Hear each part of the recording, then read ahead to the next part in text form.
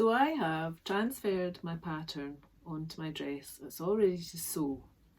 But before I get stitching, I need to think about the colour of thread.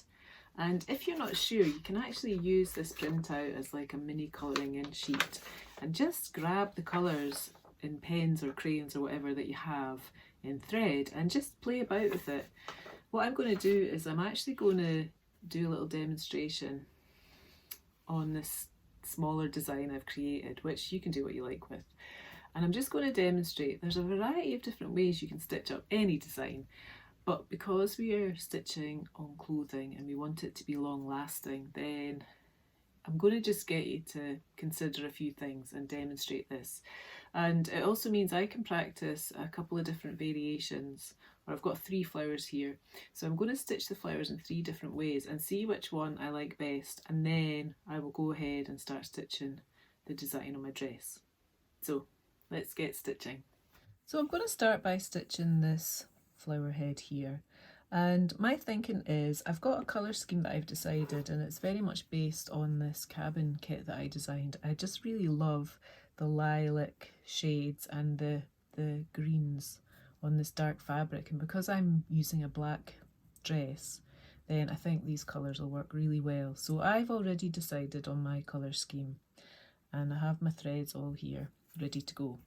So my thinking is I'm going to start with a dark thread at these sort of centre leafy shapes. I mean, it's a weird kind of flower, isn't it? It's very much abstract. So I'll call these leafy shapes. So I'm thinking I'll go dark there, and then I've got two shades, 2 lilac-y shades. So I'm going to use the lighter lilac in the middle and then the darker around the outside. And I'm just going to experiment. I'll probably stick with the same colours for each flower, but I'm going to experiment with the stitches I'm going to use. And as I mentioned before in the first video, I am not keen on using satin stitch for large areas, and I will explain why. So this owl design has got a fair bit of satin stitch. So this moon here. So obviously while sitting in this hoop, there is not much movement going on at all. There's not much interruption. And so these stitches are able to just sit and look pretty. But, you know, imagine wearing this. The thread is going to move and the strands are going to sort of separate. And you're going to lose this sort of satiny effect basically, because there is a big gap. Obviously the smaller the gap, so the smaller the length of your stitch, then there's going to be less sort of disruption to these thread strands. So that's why, like I said in the first video, I tend to not stitch a satin stitch larger than 1 centimetre for wearing. So roughly this leaf shape here. So translating that to this flower here, these leafy strands, leafy shapes, you could fill that with satin stitch, but an even better way to work your satin stitch, so take that leafy shape, instead of going like that with your satin stitch, you could go like that, which is making your satin stitches shorter basically. And so the shorter they are, the less likely there's going to be any issue. So for the likes of these leafy shapes in here, if I was to stitch diagonally like that, then they would really stand the test of time, washing and wearing. So that is the approach I'm going to take when I stitch the inside bit here. So I'm going to do that, and then I'll come back and tell you what I'm going to do next.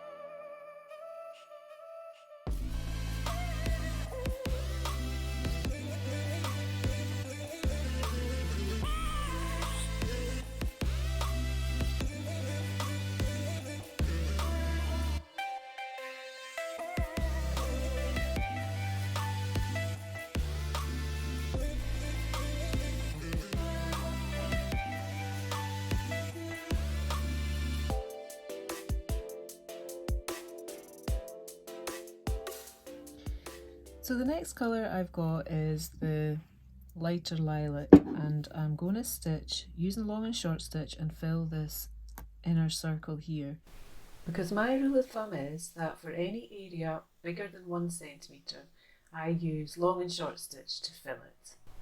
So before I get stitching, and I'll video the stitching of the long and short stitch, I want to just demonstrate what actually you're trying to do with your long and short stitches, because in the video of my stitching it might not be obvious that there is actually a kind of sequence to it.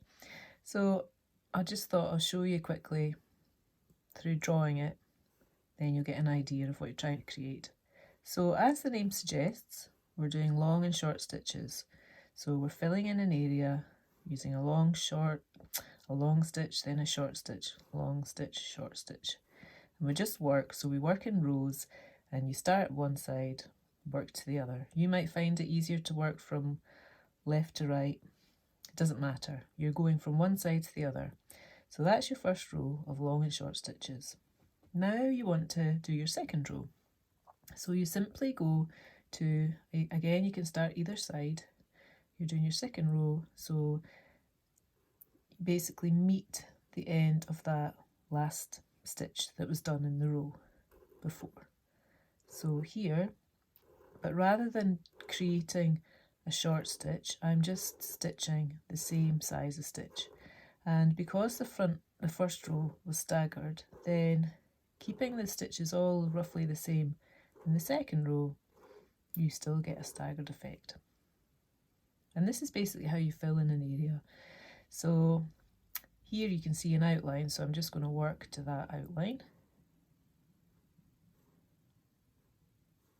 So it just so happens that these are short and long stitches, but that's just because I'm working to the area. And what that does is it just creates a lovely uniform, a lovely blanket stitch effect. So it fills an area, and there's nothing, although there's lots of stitches involved, there's nothing sort of obvious or jarring to the eye. They all kind of merge together, and you can introduce different colours of thread on each row, and that's what creates a lovely merging effect.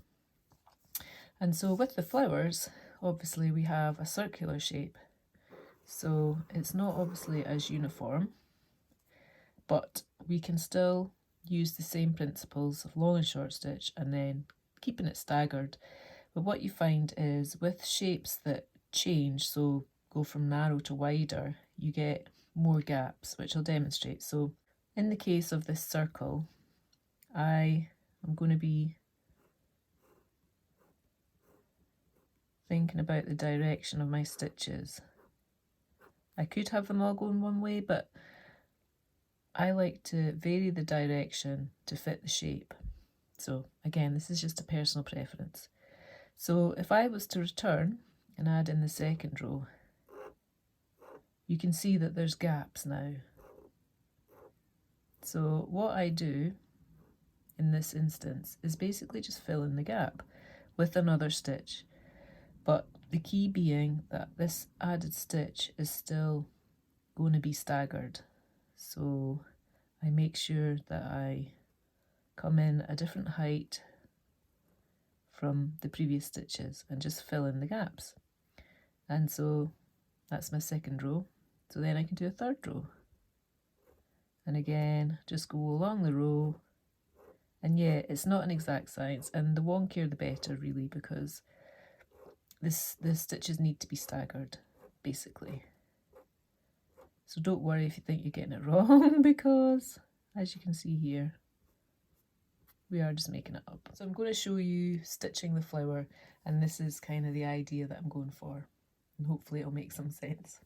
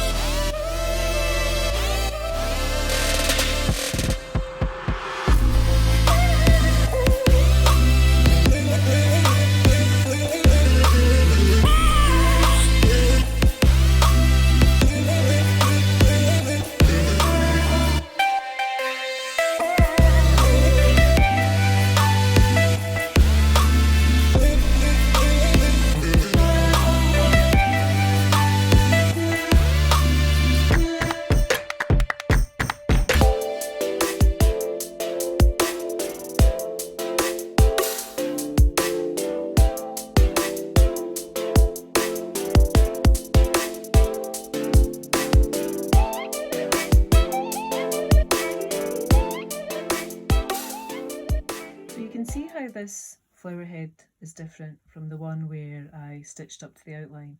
I basically just carried my long and short stitches over that initial outline, and so when I introduce the darker lilac, the stitches will just fit into the spaces and the staggered effect, and that will create a nice merging with regards to the darker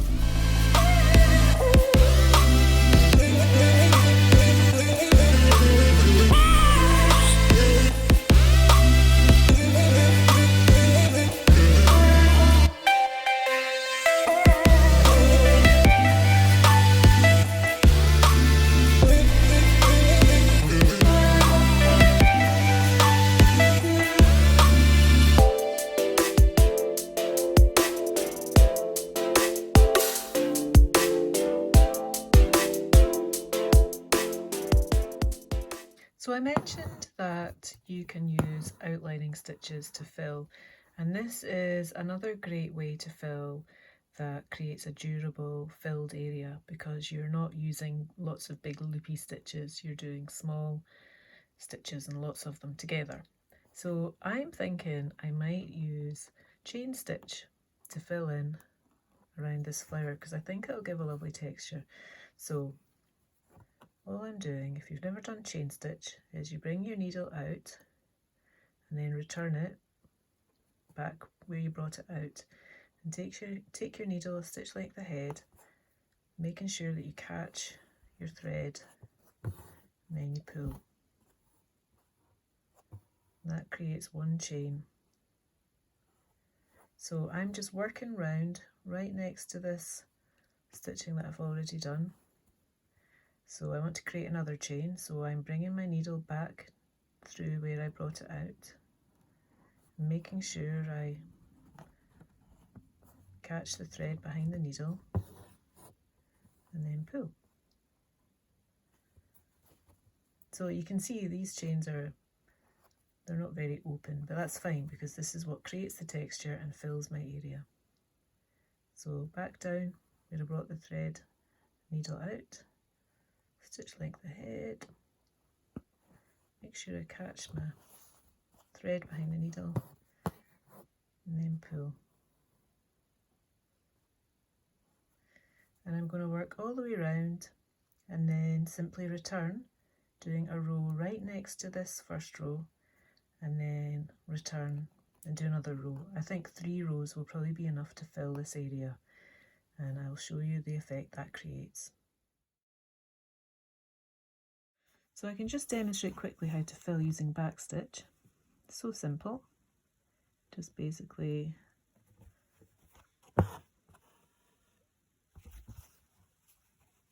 making one stitch. So this is Backstitch. Taking your stitch and needle stitch length ahead, and then returning back. There's your second stitch. So then you're going a stitch length ahead, then returning your needle back. So I'm just working along the outer edge of the stalk, and I'm going to outline the leaves using this stitch. I'm not going to fill the leaves. There are a lot of leaves to outline, and I like to create a bit of negative space, so I think it's cool to leave some areas filled and some areas just outlined. I like that. So you might prefer to fill in your leaves, and you could use long and short stitch. I think probably the areas are too big for satin stitch, but this is your embroidery to do, and experiment with what you like. So I'll leave that decision up to you. But so I've come to the end of this stalk, and so I'm going to do my second row of backstitch. And to get a nice textured effect, what we do is we simply kind of stagger it like we did with the long and short stitch. So I'm creating a tiny little backstitch there, and then I'm going, so basically I'm working using the stitches in the first row I'm only taking my needle to the half of the length of that stitch, so it's staggering them. So you can see here, taking my needle up halfway along that first line. So it's like laying bricks, just slightly altering the space.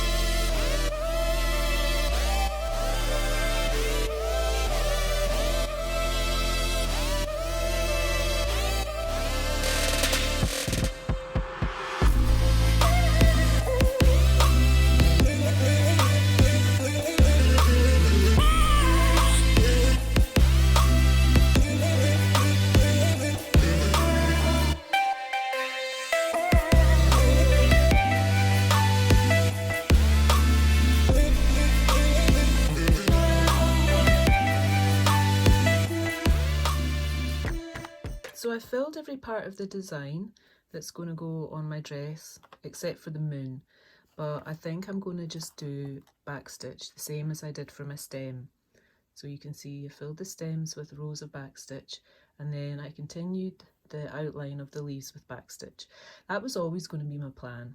I like backstitch, it's a great stitch, it's quick, and I like the effect, I like the texture you get. So my question was, how was I going to stitch the flowers? And you've got 3 different variations to choose from, or even add your own stitching, whatever stitch you prefer.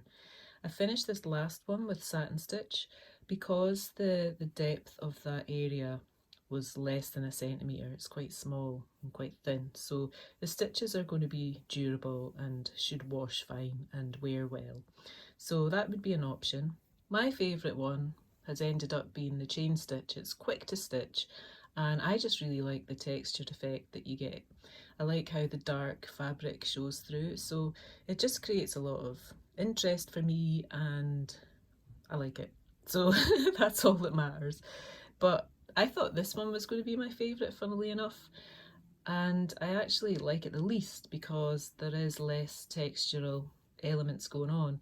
Even the satin stitch, you've got a slightly raised area in comparison to the long and short stitch, so yeah, I prefer these two actually. But I've given you certainly a selection to choose from, and even just alternating the thread colours would make a big difference to your design as well. So it's all just food for thought and an opportunity for you to get your own creativity in gear and use what you're drawn to, use the stitches, the textures to what you're drawn to, and hopefully you've been given enough information so that you can make up your own, or feel free to do what I end up doing as well. So all that's left to do now is get stitching on our clothes. So I'm going to get stitching on my dress, and if you get stitching on your clothes, then please tag me. I'll leave some hashtags so that I can find you in your stitching. And if you've got any questions, just send me a message either through the newsletter and you just hit reply, or leave a message on my Instagram. And yeah, let's just enjoy this embroidery adventure together.